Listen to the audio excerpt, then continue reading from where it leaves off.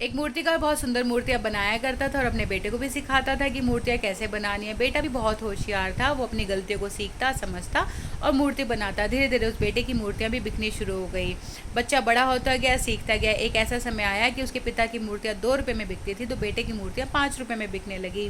मूर्तिकार बहुत खुश हुआ, लेकिन उसने जो सिखाने का क्रम था अपने बेटे को वो नहीं छोड़ा और बेटा भी सीखता गया। लेकिन एक दिन ऐसा हुआ कि जब मूर्तिकार अपने बेटे को सिखा रहा था, अब उसकी कमियां बता रहा था, कि बेटे को गुस्सा आ गया। उसने कहा कि आपकी मूर्ति 2 रुपये में बिकती है, मेरी 5 रुपये में बिकती है, यानी कि मुझे आपसे ज़्यादा नॉलेज है, तो मुझे बताने की ज़रूरत नहीं है। मूर्तिकार मुस्कुराया, उसने कहा यही गलती मैंने की थी अपने जीवन में, कि जब मेरी मूर्तियाँ 2 रुपये में बिकनी शुरू हुई, मैंने सोचा कि मुझे सीखने की ज़रूरत नहीं है। मैंने अपने पिता को रोक दिया और आज भी देखो मेरी मूर्तियाँ 2 रुपये में ही बिकती है, उससे ज़्यादा नहीं बिकती।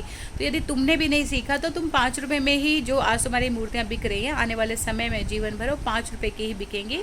तो तुम्हें जो सीखना है ना, वो कभी छोड़ना नहीं है। और यही बात मैं आप सभी से कहूँगी कि जो ज्ञान हम लेते हैं ना, जो शिक्षा हम लेते हैं, उससे जब हम पैसा कमाना शुरू कर देते हैं तो हमें लगता है कि हमें सब कुछ आ गया है।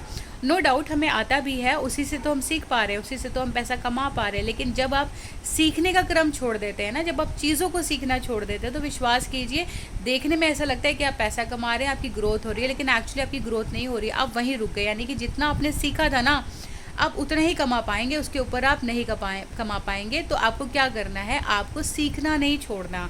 आप सीखते रहिए, तो विश्वास कीजिए आज आप जो कमा रहे हैं ना, उससे ज़्यादा आप कमा पाएंगे। लेकिन अपने क्रम को नहीं छोड़ना, अपने सीखने की आदत को नहीं छोड़ना, जो कि बहुत ज़्यादा ज़रूरी है।